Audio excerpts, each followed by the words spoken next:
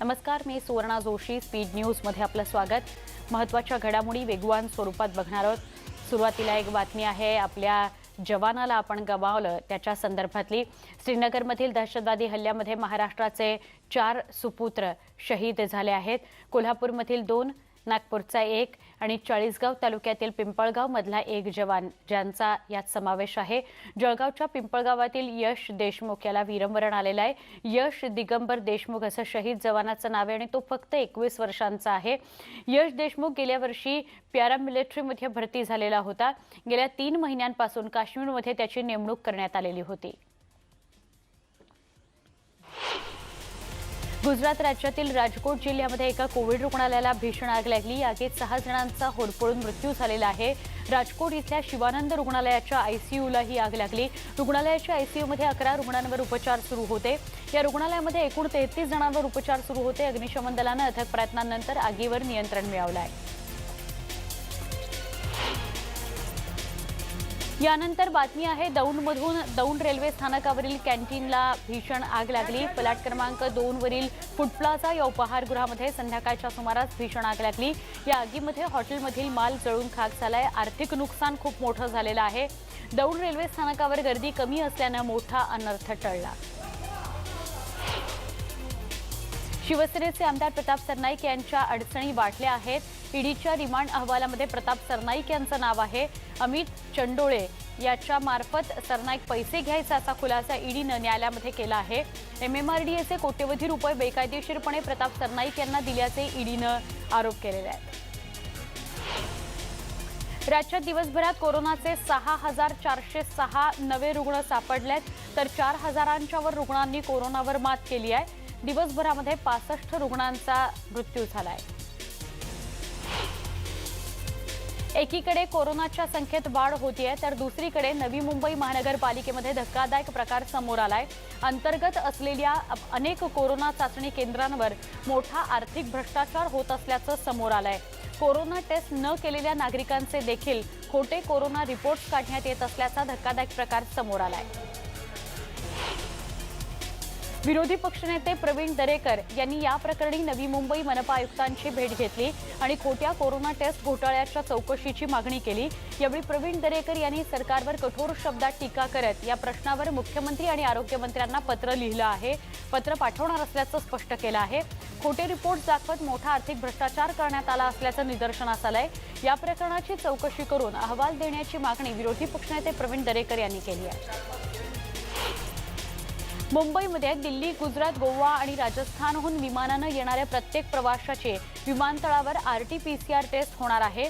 Mumbai international airport लिमिटेडनं ही माहिती दिली आहे. दिल्ली, गोवा, गुजरात, राजस्थानहून येणाऱ्या प्रवाशांसाठी विमानतळावर एक स्वतंत्र झोन बनवण्यात आलाय. या राज्यातील प्रवाशांना याच झोनमधून मुंबईमध्ये टेस्ट झाल्यानंतर प्रवेश दिला जाणार आहे. ज्या प्रवाशांनी 72 तास आधी चाचणी केली आहे त्यांच्यासाठी हा नियम लागू नसेल. मात्र ज्यांच्याकडे टेस्टचा रिपोर्ट नाही त्यांना मात्र चाचणी अनिवार्य असणार आहे. मुंबईत रेल्वे स्टेशनवर कोविड चाचणी 3 जण पॉझिटिव्ह आढळलेले आहेत. दादर रेल्वे स्टेशनवर 2 तर वांद्रे टर्मिनसवर 1 जण पॉझिटिव्ह आढळलेला आहे. त्यामुळे आतापर्यंत 13 पॉझिटिव्ह रुग्ण आढळल्याची माहिती आहे. पुण्यामध्ये दिवसभरात 430 पॉझिटिव्ह रुग्ण आढळले आहेत तर दिवसभरात 382 रुग्णांना डिस्चार्ज देण्यात आलाय. त्याचवेळी 3 रुग्णांचा मृत्यू झालाय तर 403 क्रिटिकल रुग्णांवर उपचार सुरू आहेत. त्यात 248 रुग्ण व्हेंटिलेटर्सवर उपचार घेत आहेत. मंगल कार्यालयाकरता विशेषतः हिरवळीवरील लग्न प्रसंगी उपस्थितांची मर्यादा वाढवण्याची मागणी मंगल कार्यालय संघटनेनं केली आहे. याकरता विधान परिषदेच्या उपसभापती नीलम गोरेंना पत्र देण्यात आलंय. मंगल कार्यालयाच्या क्षेत्रफळावर आधारित व्यक्तींना परवानगी दिल्यास सुरक्षित अंतराचं पालनही होईल. तसंच मोठ्या मंगल कार्यालयांना काही प्रमाणात अधिक उत्पन्न मिळू शकेल असा विचारही यावेळी मांडण्यात आला. कोविड कालावधीमध्ये वेश्या व्यवसायामधील महिलांना राज्य सरकारनं मोठा दिलासा दिलाय. देहविक्री करणाऱ्या महिलांना ऑक्टोबर ते डिसेंबर दरम्यान दरमहा 5,000ची मदत दिली जाणार आहे. तर ज्यांची मुलं शाळेत जात आहेत अशा महिलांना अतिरिक्त 2,500 रुपये मिळणार आहेत. वर्धा जिल्ह्यातील 9वी ते 12वी माध्यमिक शाळा सुरू झालेल्या आहेत. म्हणजे 9वी ते 12वीचे वर्ग सुरू झालेले आहेत. आतापर्यंत 67 शिक्षक आणि शिक्षकेतर कर्मचारी पॉझिटिव्ह आढळलेले आहेत. एका दिवसात शाळेत 4189 विद्यार्थ्यांनी हजेरी लावली. पंढरपूरकर नागरिकांकरता आनंदाची बातमी आहे. 27 नोव्हेंबरला सगळ्या पंढरपूरकरांना सकाळी 6 ते रात्री 12 या वेळेत दर्शनाची व्यवस्था उपलब्ध करून देण्यात आली आहे. याकरता ऑनलाईन दर्शन पासची गरज नसून केवळ आधार कार्ड किंवा मतदान ओळखपत्र दाखवायचं आहे. कोरोनाच्या पार्श्वभूमीवर सरकारनं राज्यातील सगळी मंदिरं दर्शनाकरता खुली केली आहेत. पंढरपुरामध्ये फक्त मुखदर्शन ऑनलाईन बुकिंग करून भाविकांना उपलब्ध करून देण्यात येत आहे. मुख्यमंत्री उद्धव ठाकरेंच्या मुलाखतीचा दुसरा प्रोमो रिलीज झाला. तुमचं हिंदुत्व हे दलालांचं हिंदुत्व असं मुख्यमंत्री उद्धव ठाकरे यांनी ठाकरी शैलीत विरोधकांना ठणकावलंय. या प्रोमोमध्ये शुद्ध भगवा, हिंदुत्व, वीज बिल, भ्रष्टाचाराचे आरोप, सुशांत सिंह राजपूत आत्महत्या प्रकरण यावर झालेल्या राजकारणावर उत्तरं दिली गेली आहेत. त्यामुळे आज सकाळी 9 वाजता न्यूज 18 लोकमतवर प्रसिद्ध होणाऱ्या या मुलाखतीचं प्रक्षेपण तुम्ही पाहू शकता.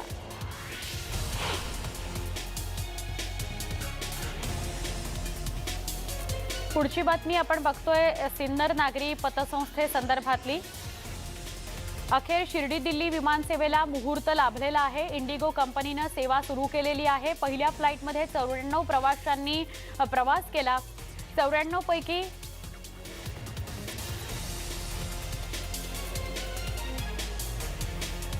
नाशिकमध्ये शेतकऱ्यांच्या नावानं कोट्यवधींचा अपहार केल्याची धक्कादायक माहिती पुढे आलेली आहे. त्यामुळे सिन्नर नागरी सहकारी पतसंस्था ईडीच्या रडारवर आहे. निधीचा गैरवापर आणि भ्रष्टाचार करण्यात आल्याचा संशय आहे. श्रीरामपूर मुंबईमध्ये अनेक व्यवहारांमध्ये अपहाराचा पैसा वापरला गेल्याची माहिती सूत्रांनी दिली आहे. अखेर शिर्डी दिल्ली विमानसेवेला मुहूर्त लाभलाय. इंडिगो कंपनीनं सेवा सुरू केली आहे. पहिल्या फ्लाईटमध्ये 94 प्रवाशांनी प्रवास केला. 94 पैकी 72 प्रवासी सर्टिफिकेटसह दाखल झाले होते. उर्वरित 22 जणांची रॅपिड अँटीजन टेस्ट करण्यात आली. पुढच्या आठवड्यामध्ये इतर कंपन्याही विमान सेवा सुरू करणार आहेत. मुंबईतील वांद्रे परिसरामध्ये मनसेकडून वाढीव वीज बिलाविरोधात आंदोलन करण्यात आलं. यावेळी शेकडो कार्यकर्ते मोर्चामध्ये सहभागी झाले होते. वाढीव वीज बिलं माथी मारून राज्य सरकारनं मनमानी कारभार सुरू केलेला आहे असा आरोप मनसेनं रस्त्यावर उतरत केला. वीज बिल कमी न केल्यास आंदोलनाचा इशाराही देण्यात आला. मनसेच्या शिष्टमंडळानं मुंबई जिल्हाधिकाऱ्यांची भेट घेतली. यावेळी त्यांनी राज ठाकरेंनी राज्य सरकारला दिलेलं पत्र जिल्हाधिकाऱ्यांकडे सुपूर्द केलं. या पत्रातून राज ठाकरेंनी जनतेला वीज बिल न भरण्याचं आवाहन केलं आहे. पुण्यातही मनसेच्या वतीनं आंदोलन करण्यात आलं. यावेळी आंदोलनाला परवानगी नाकारल्यानं आंदोलन करणाऱ्या आंदोलकांची धरपकड करण्यात आली. यावेळी मोठ्या संख्येनं तरुणांनी या आंदोलनामध्ये सहभाग घेतला होता.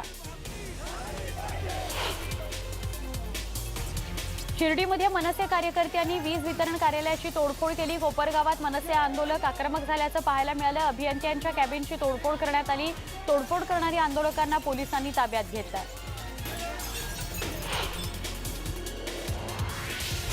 दरम्यान मनसे कार्यकर्त्यांवर गुन्हा दाखल करण्यात आला. कोपरगाव वीज वितरण कार्यालयाची मनसे कार्यकर्त्यांनी तोडफोड केली. सरकारी कामात अडथळा आणणे, सार्वजनिक मालमत्तेचं नुकसान करणे यासह इतर अनेक कलमं आरोपींवर दाखल करण्यात आली. 5 कार्यकर्त्यांवर गुन्हा दाखल करण्यात आला असून पोलिसांनी त्यांना ताब्यात घेतलं.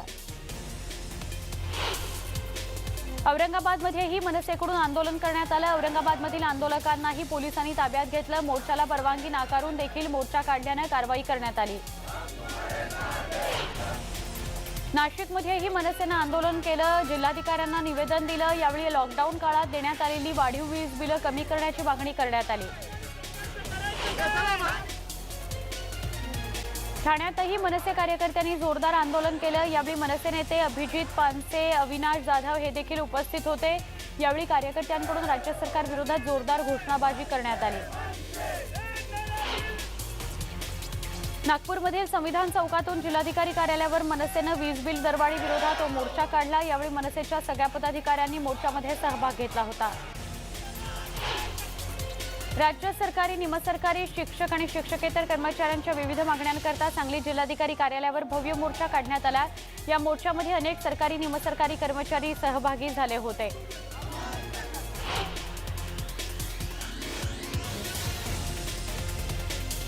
गडचिरोलीमध्ये शेतकरी कामगार पक्षाच्या वतीने आयोजित बैलबंडी या मोर्चा लक्षवेधी ठरला। निर्धार मोर्चात मोठ्या संख्येने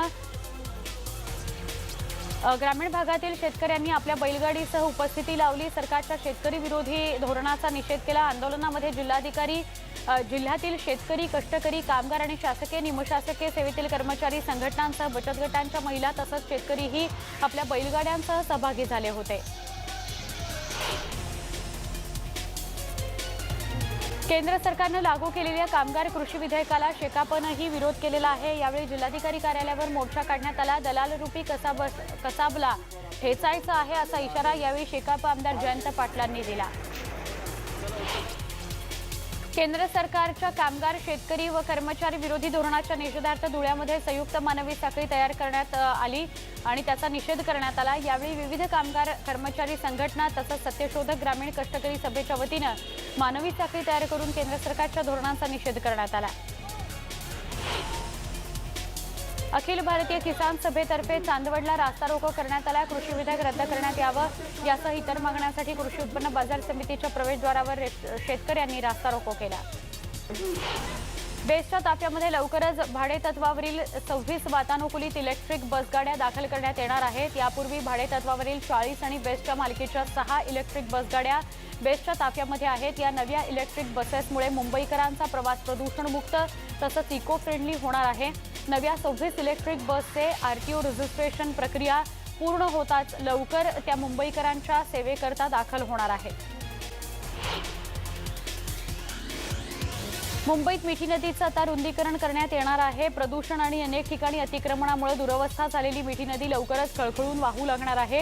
पालिकेच्या माध्यमातून मिठी नदीचं रुंदीकरण आणि खोलीकरण केल्यामुळे हे शक्य होणार आहे। पुढील 2 वर्षांमध्ये होणाऱ्या या कामासाठी पालिका 569 कोटी 52 लाख रुपये खर्च करणार आहे। याबाबतच्या प्रस्तावाला स्थायी समितीने मंजुरी दिली आहे। स्पीड न्यूजमध्ये इथे एक छोटासा ब्रेक, लगेच भेटू। पहा फक्त न्यूज 18 लोकमत।